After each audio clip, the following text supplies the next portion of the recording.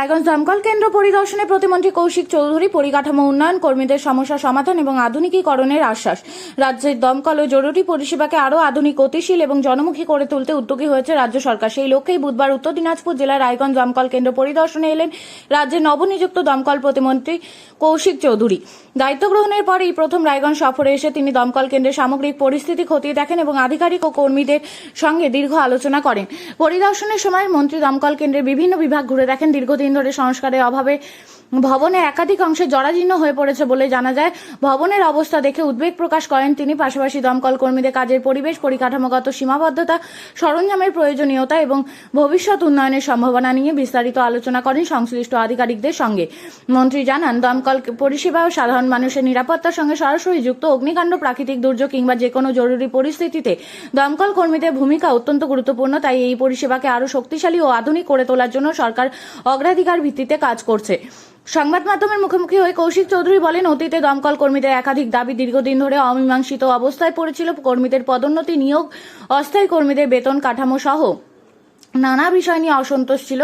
বর্তমান সরকার সেই সমস্ত বিষয়কে গুরুত্বের সঙ্গে বিবেচনা করেছে এবং ধাপে ধাপে সমাধানের উদ্যোগ নেওয়া হবে। তিনি আরও বলেন, দমকল দপ্তরের ক্ষেত্রে মানব সম্পদ অত্যন্ত গুরুত্বপূর্ণ বিষয়। পর্যাপ্ত সংখ্যক দক্ষ কর্মী না থাকলে জরুরি পরিস্থিতিতে দ্রুত পরিষেবা দেওয়া সম্ভব নয়। সেই কারণে নিয়োগ প্রক্রিয়া, প্রশিক্ষণ এবং কর্মীদের দক্ষতা বৃদ্ধির ওপর বিশেষ জোর দেওয়া হচ্ছে। একই সঙ্গে কর্মীদের ন্যায্য প্রাপ্য ও সুযোগ সুবিধার বিষয়েও দপ্তর আন্তরিক বলে তিনি আশ্বাস দেন। দমকল কেন্দ্রের পরিকাঠামোগত উন্নয়ন প্রসঙ্গ তুলে প্রতিমন্ত্রী জানান, বর্তমানে এখানে যে পরিমাণ সরঞ্জাম রয়েছে তা ভবিষ্যতে চাহিদার তুলনায় যথেষ্ট নয়। সেই কারণে কেন্দ্রটিকে আরও শক্তিশালী করার পরিকল্পনা নেওয়া হয়েছে। বর্তমানে 2টি পাম্প থাকলেও ভবিষ্যতে তা বাড়িয়ে 4টি করা হবে বলে তিনি জানান। এর ফলে জরুরি পরিস্থিতিতে দ্রুত এবং কার্যকরভাবে পরিষেবা প্রদান করা সম্ভব হবে। এদিনে পরিদর্শনে উঠে আসে ইটাহার ব্লকের গোটলুতে অবস্থিত ডিজাস্টার ম্যানেজমেন্ট ট্রেনিং ক্যাম্পের বিষয়টিও।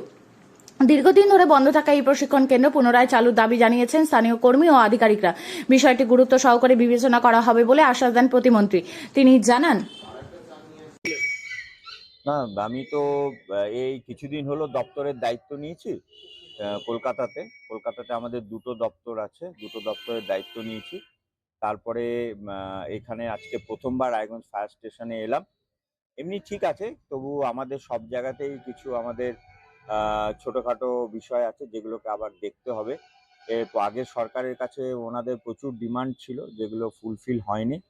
তো আমাদের সেটা দেখতে হবে, কারণ ফায়ার মানে একটা খুব বড় বিষয়, মানুষের সেফটির বিষয় আছে। তো সেই বিষয়গুলো আমরা দেখছি। বলছি যে এই ফায়ার স্টেশনটা বিল্ডিংটা একদম ভগ্নদশায় রয়ে গেছে দীর্ঘদিন ধরে সংস্কারের অভাবে। নতুন কিছু ভাবনা চিন্তা? নিশ্চয়ই ভাবনা চিন্তা আছে। আমি একটু আগে আমার অ্যাডিশনাল চিফ সেক্রেটারি আছেন, তার সাথে কথা বললাম এই ফায়ার স্টেশনের কিছু বিষয় নিয়ে।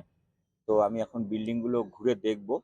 ওনাদেরকে বলেছি একটা ডকুমেন্ট তৈরি করতে, যে এই ফায়ার স্টেশনের জন্য আর কি কি দরকার, সেটা নিয়ে আমি আমাদের অফিসারদের সাথে কথা বলবো। দীর্ঘদিন থেকে ফায়ার স্টেশনের প্রমোশন আটকে আছে, প্রমোশন হচ্ছে না, এবং সবচেয়ে বড় কথা যে ক্যাজুয়াল কর্মী যারা আছে তারাও ঠিক মতো বেতন পাচ্ছে না। কি বলবেন এই ব্যাপারে?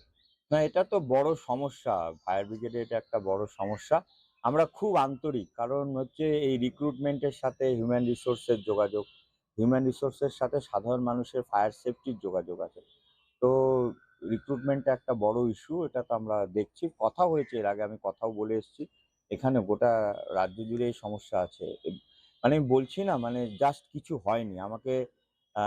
আমার কাছে খবর আছে, মানে 10 টাকা যদি ফায়ার সার্ভিস থেকে চেয়ে থাকে, তো তার যদি মানে দেওয়া হয়েছে 1 টাকা।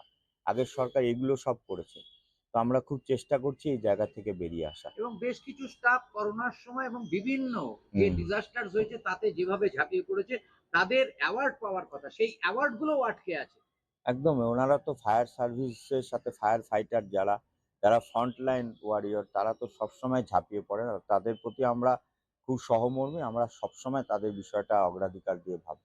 একটা শেষ প্রশ্ন, যে ঘুটলো ইটাহারে, সেখানে ডিজাস্টার ম্যানেজমেন্টের ট্রেনিং বহুত দিন থেকে বন্ধ, এবং ওটা একেবারে মানে সেই মনে হচ্ছে রাতের অন্ধকারে সমস্ত আড্ডাই ওখানে বসে। কি বলবেন?